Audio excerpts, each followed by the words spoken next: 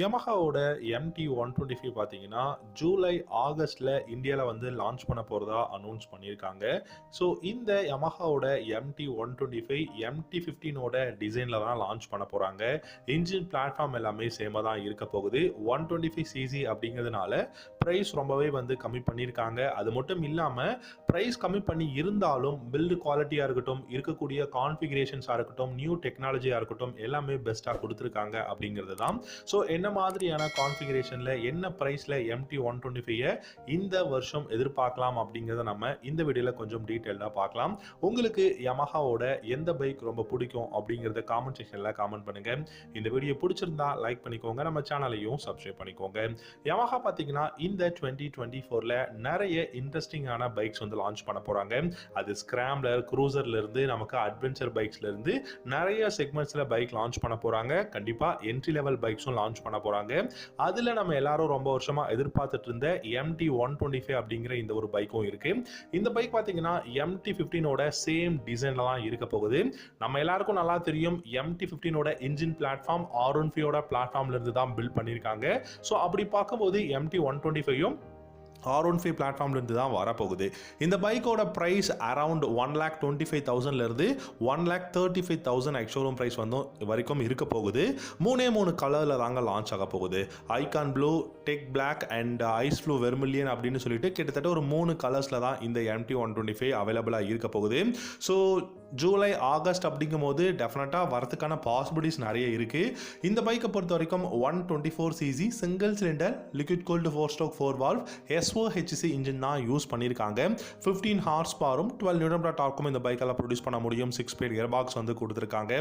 Mileage என்ன பொறுத்த வரைக்கும் 55 km/லிட்டருக்குள்ள தான் இந்த பைக்கெல்லாம் வந்து டாப் மைலேஜ் கொடுக்க முடியும். ஸோ மேக்ஸிமம் 48 இருந்து 50 km/லிட்டர் வந்து மைலேஜ் கொடுக்க முடியும். டாப் ஸ்பீட்னு பார்த்தீங்கன்னா 120 km/h தாராளமாக இந்த பைக்கெல்லாம் போக முடியும். இனிஷியல் பிக்கப் டாப் இன் பர்ஃபார்மன்ஸ் பெஸ்ட்டாக இருக்கும். ஏன்னா 6-speed கியர்பாக்ஸும் வந்து கொடுத்துருக்காங்க. ஃப்ரண்ட் அண்ட் ரியர் உங்களுக்கு ஹைட்ராலிக் சிங்கிள் டிஸ்கும், ரியரில் பார்த்தீங்க அப்படின்னா உங்களுக்கு 220 mm ஹைட்ராலிக் சிங்கிள் டிஸ்கும் கொடுத்துருக்காங்க. ஆனால் டியூவல் சேனல் ABS இருக்கும் அப்படிங்கிறத சொல்லியிருக்காங்க. ஸோ குளோபல் மார்க்கெட்டில் இப்போ 2024ல் என்ன மாதிரியான MT-125 வரப்போகுது இல்லை வந்திருக்குங்கிறத பார்த்துட்டா நமக்கு நல்லாவே தெரியும். ஸோ டியூவல் சேனல் ABS அப்படிங்கிற விஷயமும் அவைலபிளாக இருக்கு. பட் இந்த பைக்கில் முக்கியமான விஷயம் சீட்டிங் அப்படின்னு சொல்லலாம். ஸோ இது ரொம்ப என்ட்ரி லெவல் அப்படிங்கிறதுனால சீட்டிங்கில் எந்த விதமான சேஞ்சஸும் கிடையாதுங்க. MT-15 என்ன மாதிரியான டிசைனில் இருக்கோ சேம் டிசைன், சேம் டைமென்ஷன்ஸ் அப்படின்னு கூட சொல்லலாம். இந்த பைக்கில் உங்களுக்கு ஃப்ரண்ட்டில் 100/80 செக்ஷன் டயரும், ரியரில் பார்க்கும்போது 140/70 செக்ஷன் டயரும் தான் கொடுத்துருக்காங்க. 17 inch alloy wheel, tubeless radial tyre தான் யூஸ் பண்ணியிருக்காங்க. பில்லியனுக்கு கிராப் ரைல்ஸாக இருக்கட்டும் இல்லாட்டி ஸ்டெப் அப் சீட் எல்லாமே பெஸ்ட்டாக இருக்குது. டிஜிட்டல் இன்ஸ்ட்ருமெண்ட் கிளஸ்டர் பார்த்தாலே தெரியும் எவ்வளோ பியூட்டிஃபுல்லான கிளஸ்டர் அப்படின்னு சொல்லிட்டு ப்ளூடூத் கனெக்ஷனோட அவைலபிளாக இருக்குது.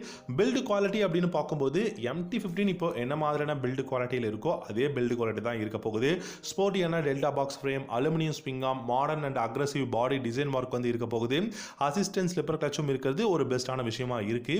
மேபி BS7 ஏதாவது கொண்டு வந்தாங்க அப்படிங்கும்போது BS7ல இந்த பைக் வந்து லான்ச் ஆகும். அப்படி இல்லைனா BS6ஓட எமிஷன் நார்ம்ஸ் படி தான் இந்த பைக் இந்தியாவில் வந்து லான்ச் ஆகும் அப்படிங்கிறது தான். ஸோ என்னை பொறுத்த வரைக்கும் இந்த பைக்கோட lighting section by functional LED head lamps, LED tail lamps, LED indicators தான் யூஸ் பண்ணியிருக்காங்க. இந்த பைக் லான்ச் ஆச்சு அப்படின்னா MT-15 வெர்ஷன் 3ல நமக்கு டிசைன் சேஞ்சஸ் வந்து எதிர்பார்க்கலாம் அப்படிங்கிறத சொல்லியிருக்காங்க.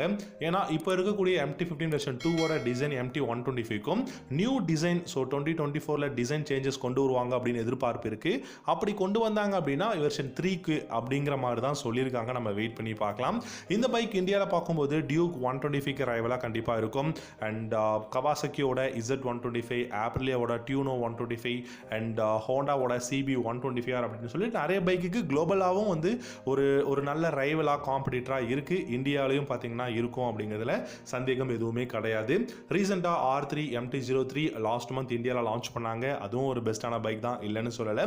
பட் ப்ரைஸ் அதிகமாக இருக்குங்கிறதுனால ஒரு நல்ல அஃபோர்டபுள் ப்ரைஸுக்கு ஒரு பெஸ்ட்டான பைக் இந்தியாவில் லான்ச் ஆகணும், சீக்கிரமாக லான்ச் ஆகணும் அப்படிங்கிறதுக்காக MT-125 லான்ச் ஆகிறதுக்கு நிறையவே பாசிபிலிட்டிஸ் இருக்குது. ஸோ நீங்கள் MT-125 ஒரு 1,30,000 எக்ஸ்ஷோரூம் ப்ரைஸில் லான்ச் ஆச்சுன்னா கன்சிடர் பண்ணுவீங்களா பை பண்ணுறதுக்கு அப்படிங்கிற உங்களுடைய தாட்ஸ் அண்ட் காமெண்ட்ஸ் எதுவாக இருந்தாலும் வீடியோவோட காமெண்ட் செக்ஷனில் காமெண்ட் பண்ணுங்கள். அண்ட் வேறு ஏதாவது உங்களுக்கு கோரி இருக்குது இல்லை வேறு ஏதாவது பற்றி தெரிஞ்சுக்கணுன்னாலும் காமெண்ட் செக்ஷனில் காமெண்ட் பண்ணுங்கள். கண்டிப்பாக நான் ரிப்ளை பண்ணுறேன். So thank you so much for வாட்சிங்.